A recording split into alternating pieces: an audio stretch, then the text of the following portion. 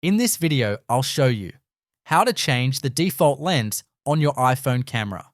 So depending on the model of iPhone that you have, you'll have some limitations or you'll have the wide array of options for the lens to choose from. So basically, what we want to do to get started is open our settings on our iPhone device. Then we want to go ahead and scroll down until we see camera. Now your camera option may be a little bit further down or another location because I am currently using iOS 18. So if you have an older version of iOS, you may find it in a different area. So we're going to go ahead and select camera.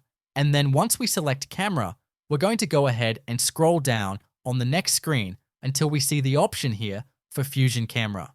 Go ahead and select that next, and then you're going to see your lens options here for either 28mm, 35mm. And then you can go ahead and select the default lens by simply tapping on an option down below.